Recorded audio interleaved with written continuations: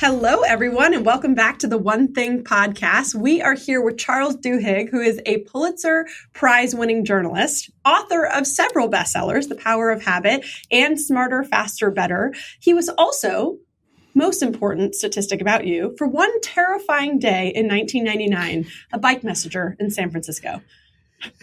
Here today talking with us about his new book, Supercommunicators. Welcome, Charles. We're super excited to have you. Thank you so much for having me. This is such a treat and an honor. I think that one of the cool things in your bio, she didn't say it, is that you worked on the Colbert Report. That's you true. hung out with Stephen Colbert. It's got to be one of the funniest human beings on earth. He is. The thing that is amazing about Stephen Colbert is he's also so smart.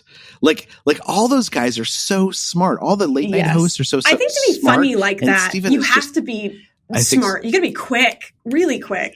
Exactly. You have to be good on your feet and know exactly what to say. No, it's a really talented group of people. For sure. Well, Jay and I are huge fans. You both got to geek out. I feel like I'm just a third party here, but two amazing writers on the podcast today. And we are both huge fans. We've read all your books and I got the privilege to get to read Supercommunicators already, which was exceptional. I'm excited for our audience to get to listen to what you have to share today.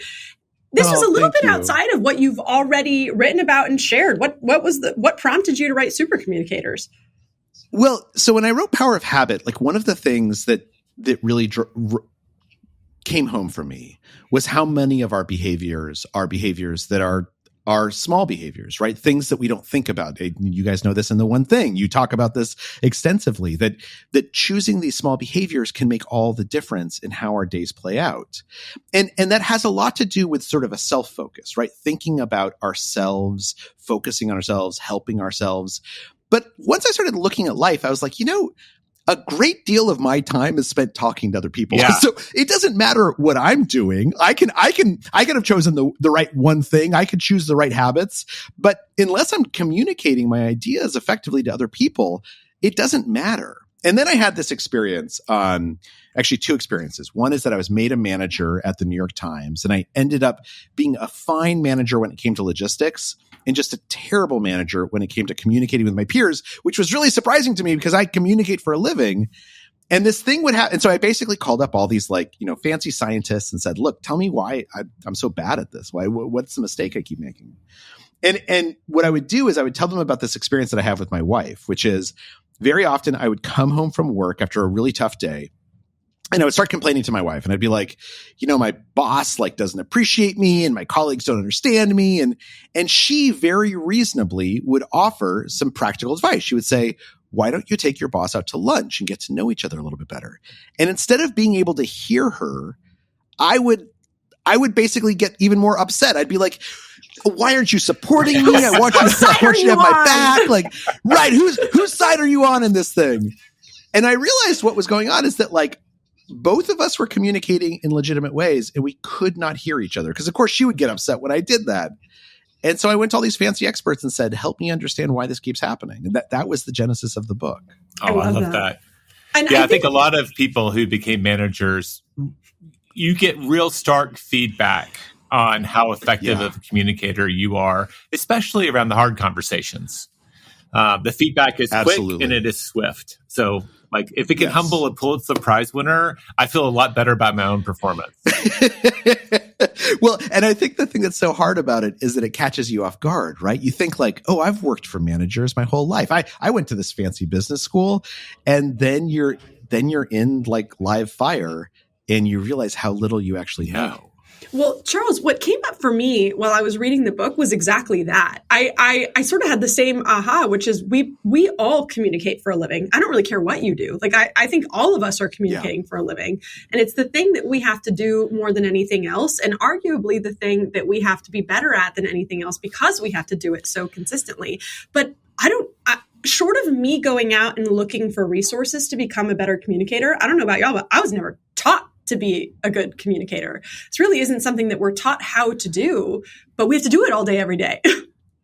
Yeah. No, it's absolutely true. And what's really interesting is that I think this is one of the reasons why we're not taught it and we should be taught it, is that our brains have evolved to be good at communication, right? Communication is essentially the human's superpower. That is why humans have succeeded over time as a species, is that we can communicate so effectively with each other. And so we all have these instincts within our head, within our bodies, about how to be super communicators. But of course, those instincts evolved thousands or millions of years ago, way before computers, definitely before Facebook, before telephones, before when in a normal day you might talk to people all over the place. Right. And so part of what Supercommunicators is about explaining the neurology of communication and the psychology of communication so that we can let those instincts come out. Because if we know how to cultivate those instincts and what to look for, if we understand how conversations work, we can all basically connect with almost anyone. You're sort of in my thought track right now, because in reading the book, you sort of debunk this idea that super communicators are just born with some, like, blessed and born with some innate special ability to communicate that the rest of us miss that day in school or don't have that special skill. And you offer that instead they've mastered an infinite number of, you call them choices in the conversation, about how to take that dialogue forward. That's exactly right. And it really is practice. Nobody is born a super communicator, right? It's all about training ourselves to look for the right signals in a conversation because we understand how that conversation is working, and then just practicing. And some of it's very, very, tactical and easy. Like, we know from study after study that if you sit down and you come up with 2 topics you want to discuss before a conversation starts, even if you never discuss those topics, you're going to be way more relaxed in that conversation because that anxiety of, like, what are we going to talk about next? That anxiety is going to disappear. And so literally taking 10 seconds and jotting down, like, I want to talk about TV shows and I want to ask him when he thinks the Eagles are going to win this year. Like, that's all it takes for that conversation to get better. And there's dozens of these things that we can do that make us into super communicators. I love that one because that lines up. In college, I was a late bloomer. So I was very nervous and shy about small talk, especially with the other sex. Like, if I had to meet someone, I would go to the cafeteria, I would read the newspaper, work the crossword, and one of my goals was there one story, anything, that I could have in the back of my head, and I would carry it around. Oh, did you hear about the car that drove into the Grand Canyon? And all I needed was that in my back pocket, and then I could go out armed into the world of social people. And you probably didn't bring it up that frequently, right? It was like something, and it was weird when I did, but I still could go ahead, That's exactly right. I mean, a lot of conversation. In fact, there's been a lot of work by Dan Gilbert at Harvard. Love Dan Gilbert. Is this Stumbling on Happiness? That Dan Gilbert? So he's same guy. And this is research he's done more recently, and it looks at how we end conversations. And what it's found is that basically people get so anxious about ending conversations that they don't know how to do it until you tell people how to end conversations. And of course, once you tell them, it's the easiest thing on earth. You say, hey, I don't want to monopolize your time the entire evening. Let me let you go talk to everyone else at the party. Or I need to go meet my husband, but I have one more question for you. Like, once you give someone the smallest script on how to end a conversation, all that anxiety disappears. And as a result, people are actually jumping into more conversations as a result. Now we don't have to lie and say 15 times, excuse me, I've got to go to the bathroom. Because I don't know any other way. I don't know any other way to get out. Or, that's great. Ironically, given how much Jay and I both have to communicate with people and what we do, and on here, we're both introverted at our core. And so as I was reading through this, it was so helpful and all very simplistic too, but not something that I would have thought of to do. Like, what to your point, it's like, just go into the conversation with a plan. And I thought to myself, well, duh, yes, I should go, but we don't. No one teaches us to do that. And again, that's our intuitions, right? That's when we read this stuff, we know, oh my gosh, that makes so much sense because our intuition tells us it's true. And it's worth taking a step back just to explain what we do know about how conversations work, which is, when I went to these researchers and I talked about my wife and me having this problem, what they said is look, okay, so we tend to think of a discussion as one thing. We're talking about where to go to dinner tonight, or we're talking about, the fact that our kids' grades aren't where we want them to be. But actually, every discussion is made up of multiple kinds of conversations. And on the whole, these conversations fall into one of three buckets. There are these practical conversations we have where we're making plans or making decisions or solving problems. There are emotional conversations where the goal is not to solve a problem. The goal is just to explain how we feel about something and share our emotional experience. And then there are social conversations. And those social conversations are about how we relate to each other, how we see ourselves and we think other people see us. And the key is if you're not having the same kind of conversation at the same time, that's when miscommunication occurs. So when I came home and I told my wife, my boss is a jerk, he doesn't understand me, I was having an emotional conversation. And my wife responded with perfectly legitimate practical advice. Take him out to lunch. She was having a practical conversation. Both of us were having legitimate conversations, but because they were different kinds of conversations, we couldn't hear each other. And once you know to look for that in a conversation, then suddenly the entire world opens every time you open your mouth to listen to someone else about what does this person want and what do I want? It's so funny. You're making me think of our youngest. Yeah. Well, as a parent, we were struggling with, being parents to our youngest, colicky and some other, things going on. And we went to see a neurologist talk, and she talked about I think she used the metaphor. I don't know if it's still apropos, but, you've got your lizard brain and then your monkey brain and your human brain. And it goes so much with children as they move into that lizard brain, like fight or fright. And when they're hysterical, they're having a meltdown, you can't calmly be explaining to them how to tie their shoes. No. They're incapable of listening to you because they're very much in their emotional, right? They're having an emotional conversation with you. And our instinct is to come in and fix it, right? And it's just I love that. We have to go where the conversation is versus... We have to go... Exactly. And actually, within psychology, this is known as the matching principle, that in order to communicate, we need to actually match each other and we need to invite the other person to match us. And there's, we were mentioning teaching this in school. And Jay, how old is your youngest now? Oh, I'm almost an empty nester. My youngest, Edward, is now a senior in high school. So I assume he no longer cries over tying I have his a 3.5-year-old though, Charles. So any advice you have on how to deal with these monsters, I'm all ears. So one of the things that they found in schools works really well around this is they tell teachers, okay, if you have a student who comes to you and they're upset or they just are excited, anything, ask them, do you want me to hear you?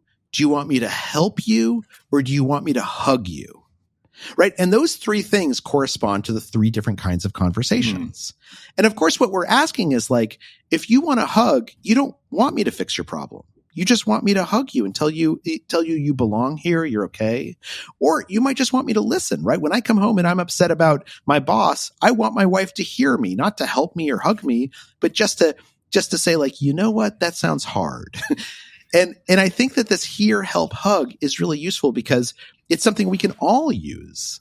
For sure. And I think anyone who's in a marriage is resonating with this right now because we've probably all been there where our spouse comes home or we come home and we're on one side or the other of that same scenario. And then what you talk about in the book, which I'd love for you to expand on some skills around this, is that again, all of it seems obvious, and yet in practical application, we have to remember that you also have to listen and respect what the other side has requested. Because I know I've personally had this with my husband where I'll say, do you want my feedback? And he'll say, no, I just want to get this out. And then I'll start giving him feedback and coaching. And he's like, no. I said no. Yeah, I absolutely agree. And I think it's actually this, you bring up a really good point because one of the important parts, of course, of a conversation is listening to the other person. But what we know is that oftentimes one of two things can happen that can derail this. Number one, we can pretend to listen and we're not actually listening, right? We're basically waiting our turn to say what we want to say, regardless of what the other person is saying. That's a bad instinct. When we recognize that in ourselves, we should stop. But the second thing that can happen is that we can listen really closely, and the other person doesn't realize it. So oftentimes, particularly in hard conversations, particularly when there's tension, you have to prove to the other person that you're listening. And one of the techniques for this that they actually teach in negotiation programs and at Harvard Law is called looping for understanding. And it has these 3 steps, right? I ask you a question about what's going on. Then once you tell me, I repeat back to you in my own words what I've heard you say. And the third step is actually the most important step. I ask you if I got it right. Because what's going to happen is one of two things. Either they're going to say, you got it exactly right, and they know I proved to them that I'm listening, or they're going to say, no, actually, you're off a little bit. Let me explain why you're off. Which means they're going to realize that they're not explaining it well enough, or that I'm going to realize that I didn't really listen as closely as I should. And that proving that I'm listening, that looping for understanding, in like 80% of situations, that resolves the tension. Even if we disagree with each other, even if we're talking about gun control, or we're talking about abortion, or we're talking about politics, and we don't like each other, we might not change our minds, but we will be able to hear each other, and we will believe that we have been heard. And that's really important. It's so funny. I was taught a version of that in my first. I actually wore a headset for a brief period of time and helped people set up websites. But but in customer support, like the wisdom was, you need to make sure that they know that you have received the feedback. And we probably would then finish it with some sort of an acknowledgement that they're in an emotional place, right? I'm sure that's very frustrating, right? But did I capture the problem right? And just so you know, I'm sure I would be very frustrated if I were in your shoes too. And I was like, absolutely. And so, I'm just putting the pieces together. I wanted to be a smart aleck and do the loop for understanding and mirror exactly what you said. But it is like, you repeat it back and then you ask for confirmation. And that step for me was you also add the emotional connection. I love that. Because I think what you're doing in a situation like that is you're recognizing that there is a practical aspect to this conversation and there's also an emotional conversation going on. And if I acknowledge your emotional conversation and I say, look, I understand, this isn't just about trying to solve this problem. This is that you're upset you have to solve this problem in the first place. You hate me. You hate computers. Mm-hmm. That by doing so, oftentimes we take some of the poison of that passion away. And it lets us focus on the practical question or to focus on the emotional question, which will help us come together. And I want to bring it. I want to bring that back to Charles, just preparing yourself with some questions before you walk into the conversation, especially if you know it's going to be a hard one, or especially if you know that every time me and my spouse have this discussion, somebody gets frustrated.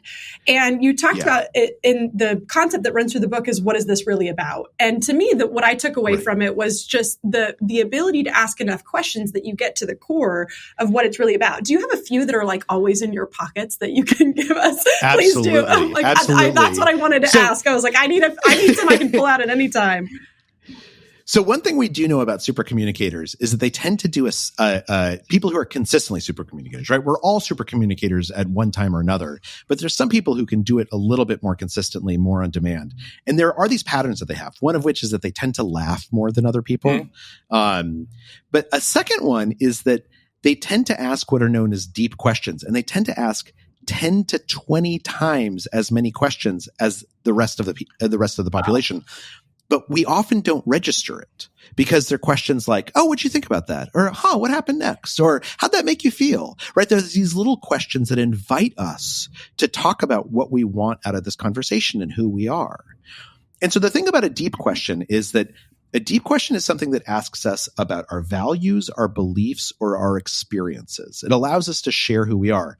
And when I say this word deep question, people think it's going to be this really intimate, tell me about your mother.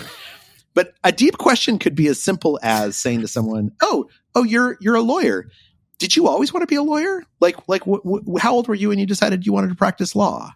That's a deep question. It's a totally easy question to ask. It doesn't seem intimate, but what it does is it invites the other person to explain who they are. To say, I grew up in this place and my dad was a lawyer and I saw how important justice is. Now you're seeing something about who this person really is.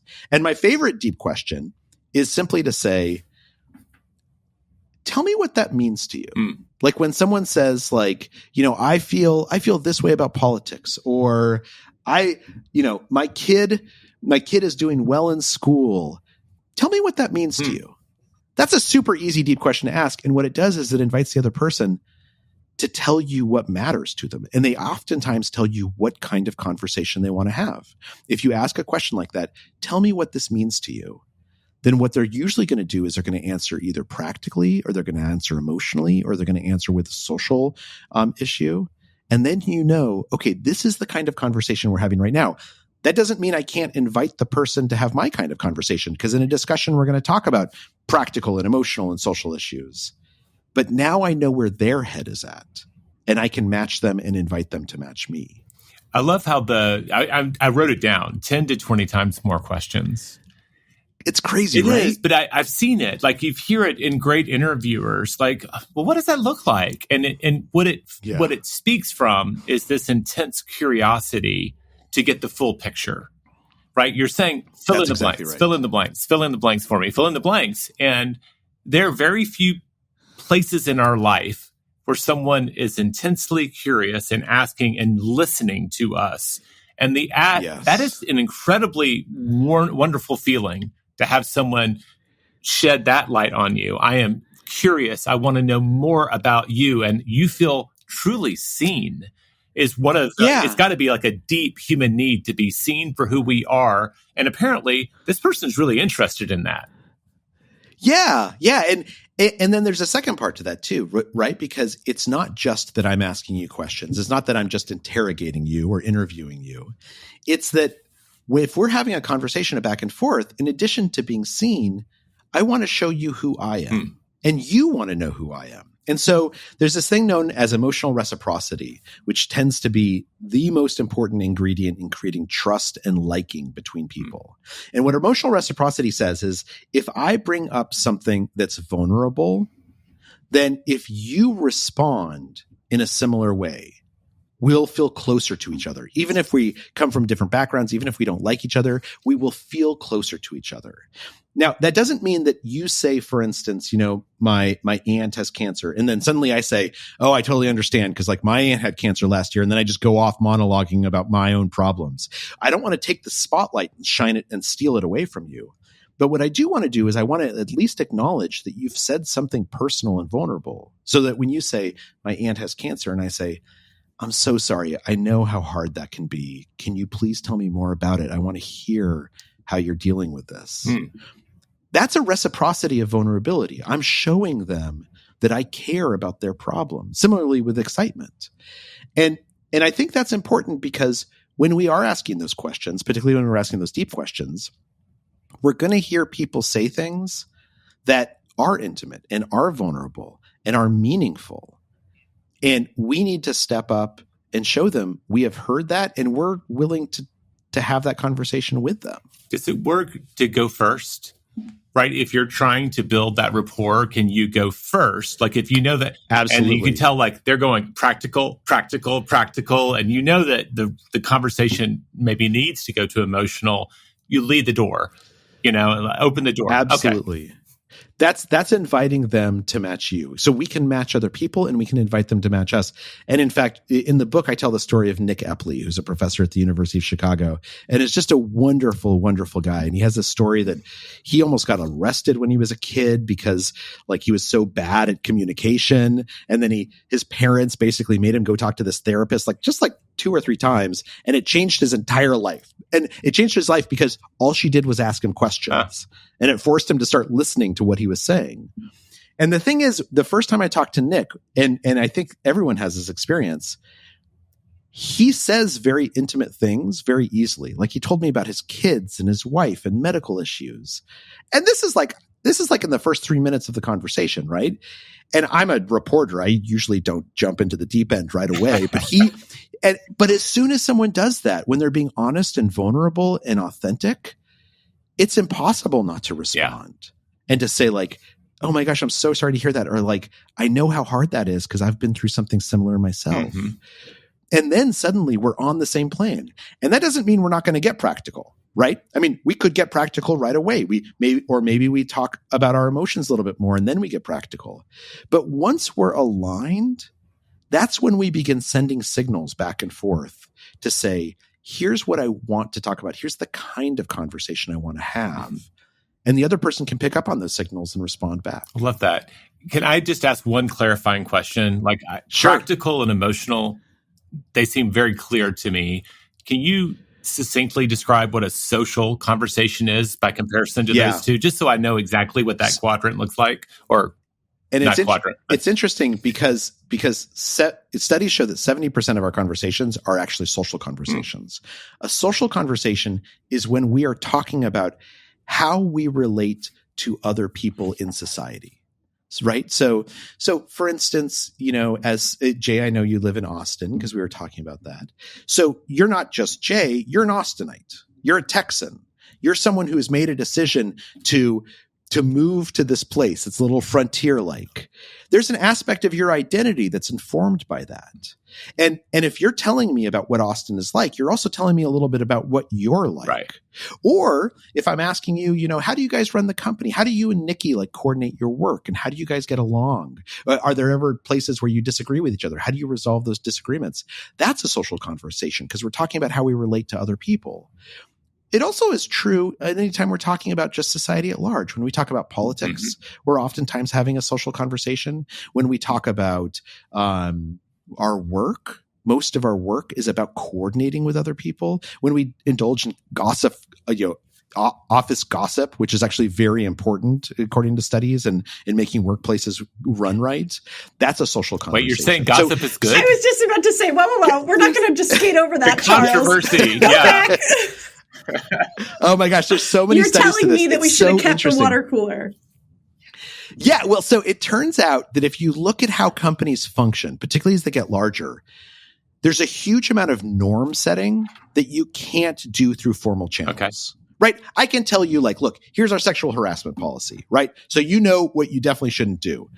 But is it okay to ask someone hey, where'd you get that dress? That's a nice dress, right? Is that creepy or is that curious?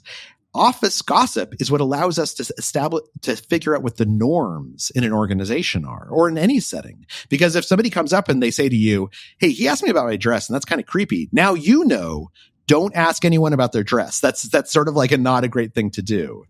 Office gossip is actually how most information gets transmitted within an office place.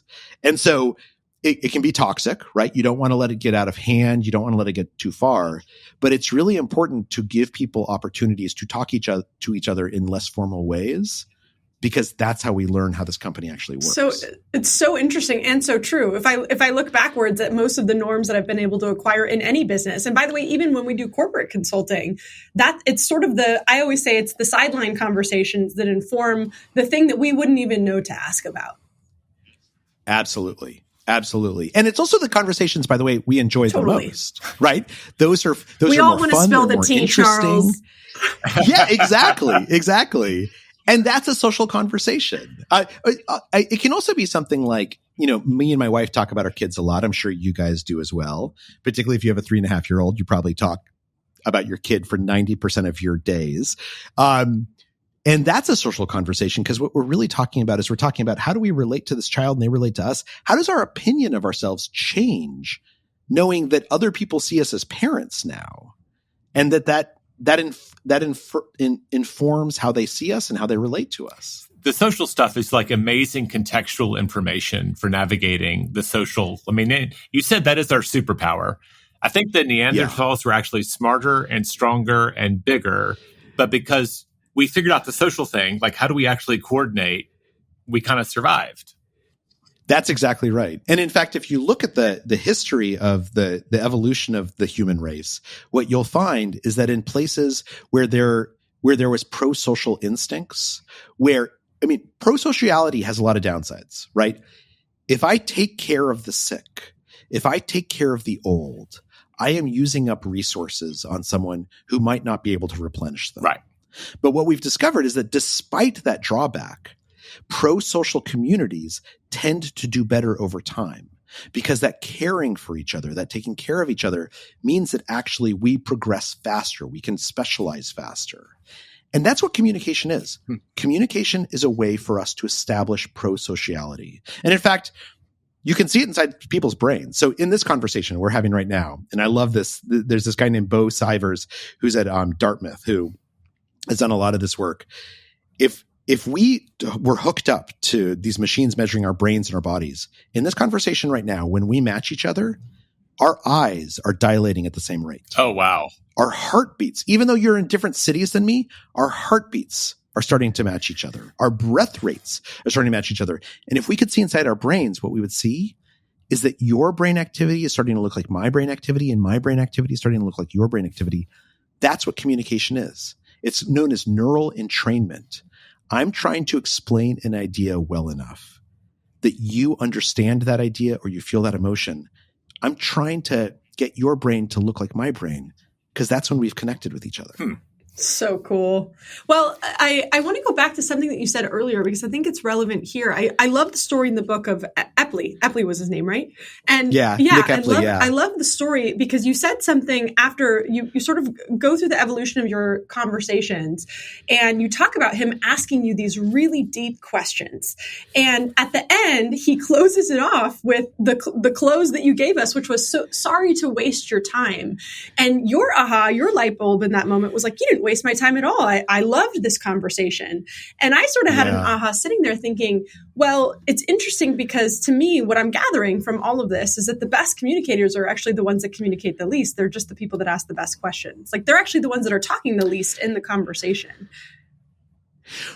So I think that's part of it, but I think that, like, the thing about not talking to Nick is that he does talk as much as I do. You're right. He's asking questions, and that feels so wonderful, but his questions are often wrapped up in telling me something about himself. Okay. Like, I think that's why the vulnerability is so easy to achieve, is because, he says, I once had an aunt and she had cancer and this thing happened to me and that thing. And I'm wondering, you had mentioned that your father passed away. Like, how does that make you feel today? Right. So he's not only asking me a question showing he's interested in me, but he's also sharing. And that's what keeps it from feeling like an interrogation, right? Because I know we've all been on the other side of someone who's just peppering us, and you're like, you feel like you're on the ropes in a boxing ring. You're like, please stop. Well, and you guys are actually really good at, if we just look at this conversation, you guys are really good at this, right? Because you're asking me questions and I'm asking you not enough questions. I should be asking more questions, but we are here to promote your book. I was just about to say, we do actually want to, this is a scenario where we do want you to be the one speaking. Yes. It's nice. But you guys are sharing a lot with me about who you are in the process of asking those questions. And my guess is I'm talking a little bit more than the two of you, but not actually that much more. And that's the sign of a really good conversation. There's another story in the book about this CIA officer who tries to recruit his first spy, and it's like a total like everything goes wrong. He's going to get fired, and then he basically decides, to your point of like, I'm sorry for wasting your time asking questions. He's at this final meal with her. Her name is Fatima, and he's trying to recruit her, and she said no and no and no, and he's going to get fired. And he just decides, like, I can't do this. Like, this isn't going to work. I'm just going to give up. So he just starts talking about how scared he is he's going to get fired and like how hard it's been because like all the other new officers are like much more talented than he is. And he talks for like 5 minutes about like his own problems. And at the end of it, she says, okay, I can do this. I can help you. And she becomes one of the best spies in the Middle East for the next 25 years. And it's entirely because he did something that felt like wasting time, but also felt true and real and authentic. And that's how we connect. Wow. Well, it's funny. Okay. So I got to listen to an interview, very close, no recordings, anything, of an active CIA person who recruited the same thing. And like the things I walked away with were that friction creates intimacy. And this idea that they were trained to run all the stop signs. Because so much of like social convention is the person sends a signal that they don't want to go there and you obey it. And so like she was there with her partner trying to recruit a very, very bad person. And she asked him something like, well, what do you like when you're angry? And he goes, oh, I don't get angry very much. And she goes, that was a stop sign. I don't want to talk about when I'm angry. And so she flipped it and said, well, when I got divorced, you should have seen the things I did to my ex. And then he leaned in, and it was that friction of running through his stop sign and then I think reciprocating, would you call it emotional reciprocity? Emotional reciprocation. Starting with that, leaned in. And it was just fascinating. You talk about people who have studied the art of communication, these people in those frontline situations where it's life and death, and they've learned the high art of how to kind of get there in a unique way. Absolutely. Well, and even you mentioned that you did like customer service, right? That you were interacting with folks. Not quite as high stakes. It was a website, not quite not as high a country stakes, or a coup. but definitely as intense and tension filled as doing a CIA recruitment. I am certain that you got yelled at a lot and called some names that, and you become an expert, right? You become an expert in understanding, okay, this person is throwing up a stop sign. They're saying, you're the worst person on earth. Your company is awful. I hope you all die. And I need to blow through that. And the way I'm going to blow through it is I'm going to remind them that I'm a human and say, like, I'm so sorry you feel this way. I felt that way myself. Like, I know how frustrating it is to order something and it doesn't arrive the way you want it to. Let's solve this problem together. And then suddenly they're like your best friend on earth, right? And I think that's really wise. Like, looking for those moments where you see the stop sign. That's the type of thing that usually causes us anxiety. But what we should see it as is an invitation to ask a new question. There's actually this great phrase that if you're feeling furious, get curious. Oh, I like that. Which is I like that too. Yeah, it's a good thing to remember. That's a writer-downer, Charles. In the heat of the moment. Because what it basically says is exactly what we've been saying. Like, if you're feeling overwhelmed, if you're feeling upset, just ask a question. And you're probably going to learn something that makes it easier to have this discussion. And I just have to say, that little role play you did, like, you have a future in customer service if you want it, sir. That was good. I'm not sure that I want it. No. I don't know that that's the highest and best use of your skills, Charles. Yeah. Constant abuse is not my idea of a good time. Well, I love this idea that I think, again, you talked about this at the very beginning of our conversation, which a lot of this is just going back to our instincts. You said it resonates with you because it's instinctual. And I remember taking my first negotiation class. It was when I took a master class with Chris Voss, who wrote Never Split the Difference. You heard about that book? One of my favorites. Yeah. And the very first principle is about mirroring. And it's not just physical mirroring, which I think every salesperson ever learns, but it's also the emotional mirroring. Which or the tone, speed, all those things, all the mirroring that you can do. And when you hear it, you're like, oh yeah, that feels really natural. That feels really normal to me. And then I looked up and realized we do that naturally everywhere. It's the equivalent of my husband works in film and had to go to another country for a while. And I swear came back with the slightest accent.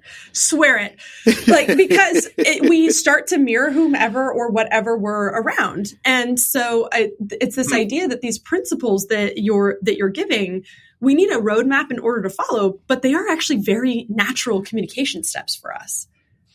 Yeah, absolutely. And in fact, if you, and you know this because you have a 3.5-year-old, if you smile at a baby, the baby will smile back at you. Yeah. Right. If you are in a conversation, so there was a guy named James Provine who did a bunch of studies looking at laughter. And what he found is that 80% of the times that we laugh have nothing to do with humor. Like, nobody has said anything funny. But what a laugh is showing the other person, I want to connect with you. And when they laugh back, they're showing us that they want to connect with us as well. The same thing is true, actually, of expressing almost any emotion. And so to that point, we think about mirroring, and there's definitely ways to use mirroring in a manipulative sense, right? I think that sometimes when Chris and when we're talking about negotiations, we're trying to entice the other person against their will to connect with us. But in most conversations, when we're mirroring with someone, what we're really doing is we're trying to show them, I want to connect with you. That's why if you say something emotional and I respond having an emotional conversation with you, that's why it feels so good, is because you're showing me I want to understand you. And that feels great. In fact, our brains have been hardwired to feel good about that. Is a lot of the book, and I'm sorry, I haven't seen it yet. I'm just like the rest of the people listening, like, where do I get my hands on it? How much do you go into the nonverbal stuff like the mirroring? There's a whole chapter on that. In fact, it's really interesting. So I assume you guys know the TV show The Big Bang Theory, the sitcom. Yeah. So what's really interesting is when the writers of that show were trying to figure out how to make it, they had this basic problem, which is the main characters are supposed to be awkward. They're supposed to be emotionally awkward and socially awkward. They're not supposed to be good communicators. But the thing about a sitcom is a sitcom only works if the audience knows exactly what someone is feeling and thinking as soon as they walk onto the screen. There can't be any subtlety in a sitcom. So the question became, how do we transmit what these characters are thinking and feeling if they can't do it through their words, because the character is supposed to be awkward. And the answer was entirely nonverbal, right? Or actually, it's not necessarily nonverbal because they are making sounds. It's non-linguistic. So it's about how you hold your body. It's about the noises you make. It's even some of them when you're like, that's interesting, or tell me about, like these little asides, what are known within psychology as back channeling. That's how we show when people want to connect, when we can't give them the dialogue to allow them to connect. And it turns out that NASA actually figured this out on their own, and they used it to figure out who would make for good astronauts. Because one of the problems that they had is that they needed people who had high emotional intelligence, high EQs. And basically everyone was good at faking it, right? Like when you get to that stage, you're really good at faking emotional intelligence, regardless of whether you got it or not. So this one guy, he started paying attention to how the astronaut candidates would laugh, or how they would respond to him expressing sorrow, or how they would respond to him bringing up something from his past. And he found that's the way to figure out who has high emotional IQ, is if they matched him, then they actually wanted to understand what he was thinking and feeling. Wow. I laughed at that, which is not funny just because it's like surprising, right? So now I'm like all meta in the middle of a conversation about conversations. Right. How do you not get in your own head? Like, am I leaning in too much? Yeah. But like, it's a good question, because it can feel overwhelming, right? As we're describing it and talking about it. But again, that kind of goes back to the most important idea, which is we all know how to do this.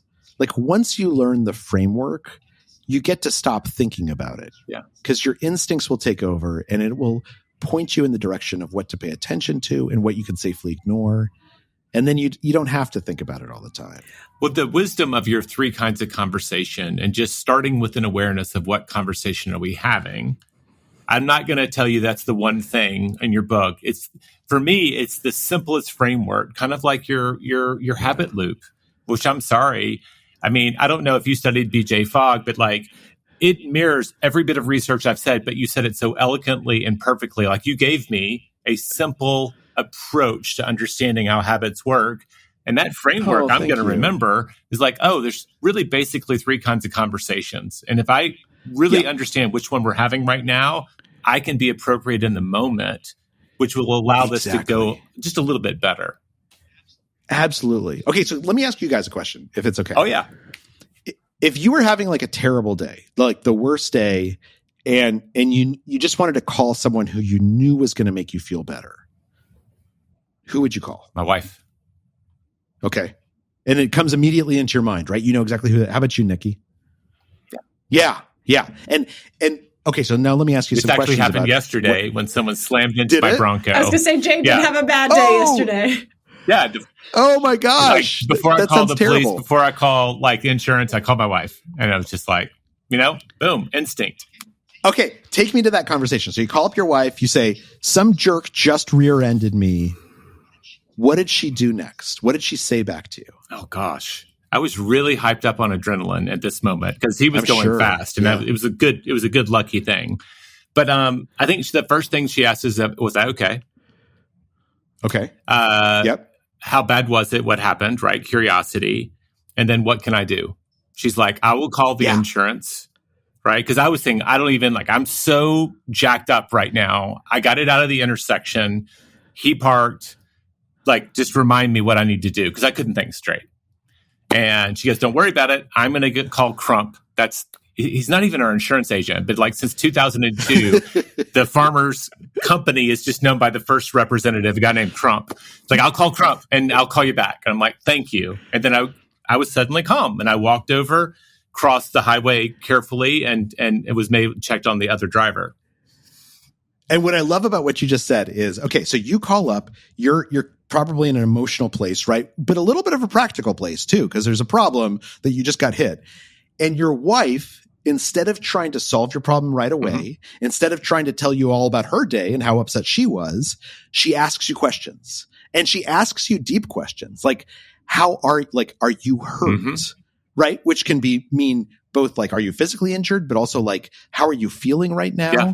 She asks you a couple questions. And then to prove to you that she's heard what you say, she says, let me help you. Like what I hear you saying is we just talked about the emotional aspect of this, but now there's this practical aspect that I'm sure is weighing on you that I'm hearing you talk about. You probably said something about insurance, or you probably said something about the car. And she says, I hear what you're saying. I'm going to prove it by saying, here's what I'm going to do to help. And super communicators, and the reason she's a super communicator with you, and my guess is she's a super communicator in general, if she's anything like my wife, is that she's not thinking hard about what kind of conversation you're having. She is instead listening to her instincts. But she has in the past, I'll bet you, thought hard about what makes conversations go well and poorly. And all the things we're talking about is probably something that she knows. You are very good at deduction. And yes, my wife is a world-class salesperson and has spent a lot of time focused on listening. And she's also just, I think, showed up in the world as an extrovert with really decent emotional intelligence. Like she's clearly the champ of that in our household. And I'll be the student every day. And Nikki, what about for you? Like when you call your husband, what do you find that he's doing that's important? What I was thinking about as Jay was sharing that story and as you were giving him feedback was that sometimes I call my husband with my intent to have one conversation, and I swear he just knows me better than I know myself and knows that I need the other one. I'm thinking of this week. Unfortunately, last week I had a dear friend who passed away very unexpectedly. And so I'm sorry. I've just been super emotional about it. And I called him yesterday. And I was just a wreck. Like it was just one of the days. And I called him and I said, I just got to get it together. I'm a wreck. Like I can't get a word out. I'm a hot mess. And he said, it's okay to just be a hot mess sometimes. Like it's just okay. Yeah. It's just okay for you to have a bad day. And it's okay for you to be emotional about it. And I was like, well, this is not helping. Like, this is not making me get it together, bud. And yet it was exactly what I needed. Like if he had said, well, like just put that brave face on and get back out there, kid. It wasn't what I needed in the moment. And I didn't even know that, but he knew me well enough to know that. And what I love about what you just said is that in your head, you were thinking, this is a practical problem. This is a practical conversation. I want him to like fix it. But what you said to him as you relate it now is I'm a hot mess, which like is basically like a big billboard saying emotional, right? You're not saying like, I got to figure out who's going to pick up the kids and who's going to get dinner tonight. You said, I'm a hot mess. And so he listened to you. He listened to what you were saying. I'm so sorry about your friend. Thank you for saying that. Me too. Yeah. Were you is this someone who's close by or not physically close, but close in friendship. Yeah. It's hard. It's really hard. You know, my, and I sort of talk about this a little bit in the book. My father passed away about 6 years ago. And I found this thing happened after I came back to New York, where I was living at the time, after the funeral, which is when someone that you're close to passes away, you think about it all the time. Right. And it's a really meaningful experience. Like you think about yourself and you think about them and you think about mortality and it's interesting and it's sad and it's hard. And you, I'm sure are experiencing this yourself. Nobody asks you about it.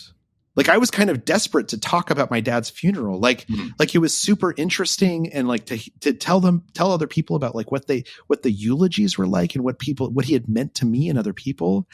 And yet no one ever says like, tell me about your dad or tell me about your friend. And I think that's because it's an example of a kind of conversation that we used to know how to have and that little kids can have with each other, no problem. But that as we get into adults and we think of ourselves as professional, we forget how to have it. And if we remind ourselves, then we really help other people. I think with kids, it's that, and you tell me what you see from the actual science of it, is that when I look at my daughter, the thing I admire most about her and also want to muzzle sometimes is that there's just no filter. Like there's nothing in between what comes into the head and what comes out of the mouth. And as we become adults, I think sometimes that filter inhibits us from communicating because it's like, well, I don't want to say the wrong thing.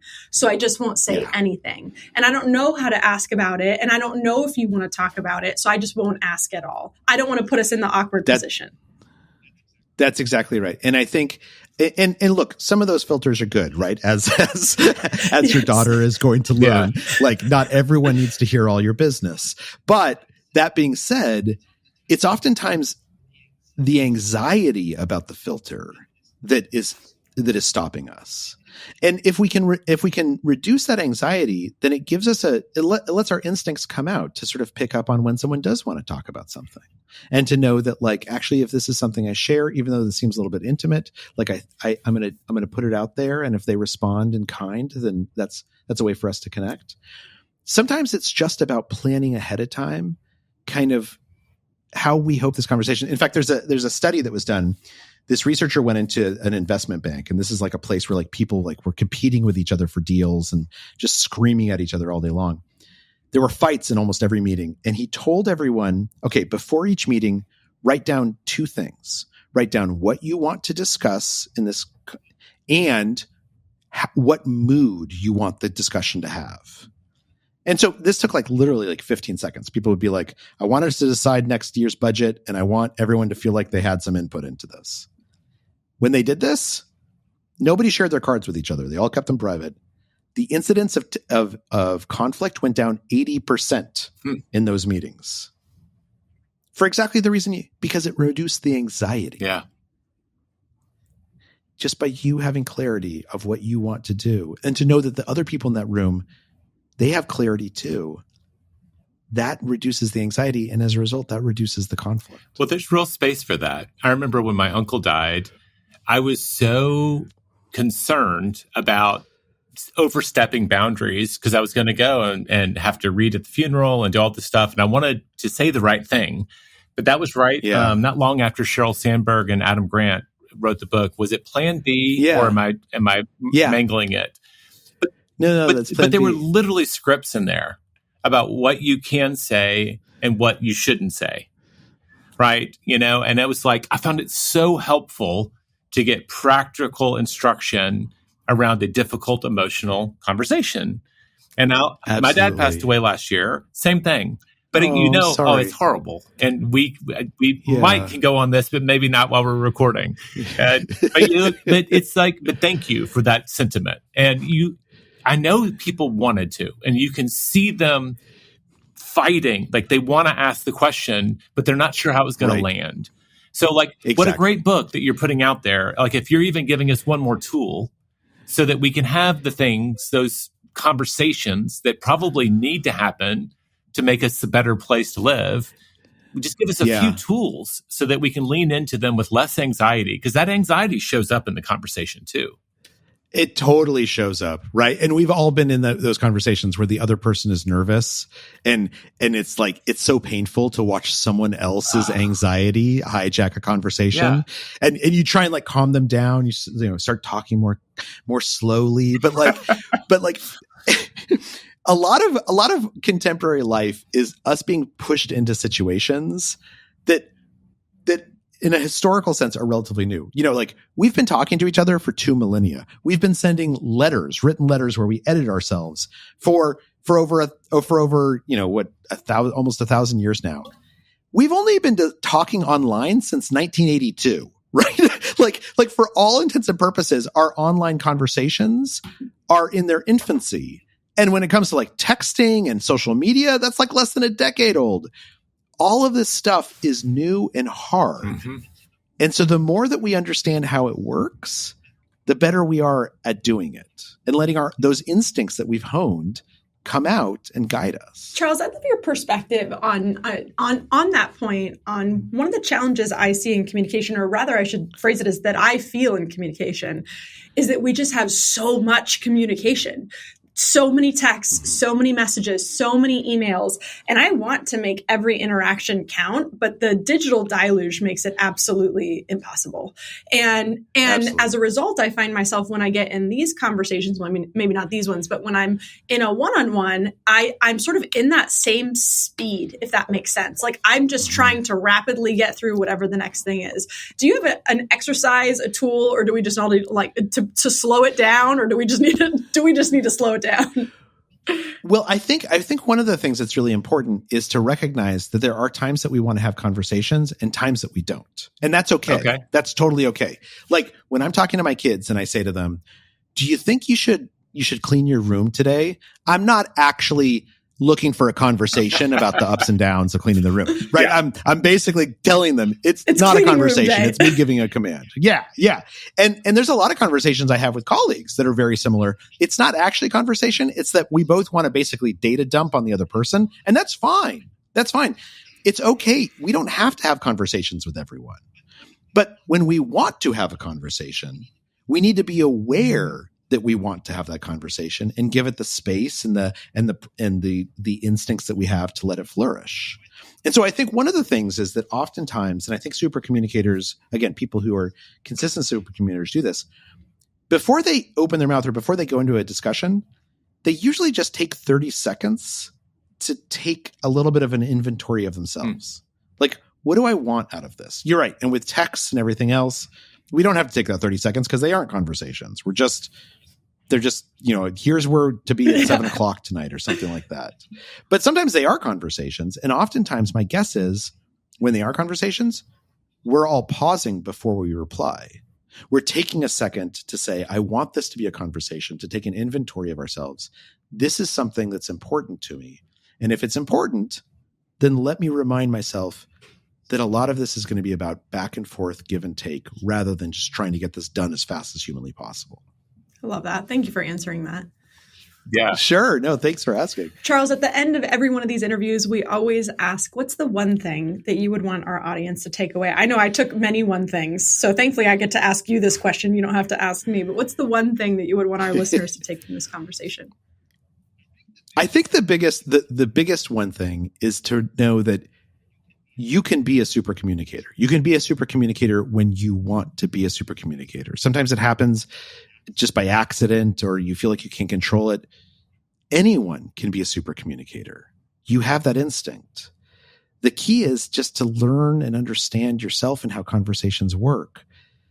And once you do that, once you have a framework, your instincts will come out and they will allow you to connect with the people that you want to connect with. You can have the most meaningful conversations you want, and they will go better if you understand what you want going into them and you understand how to listen.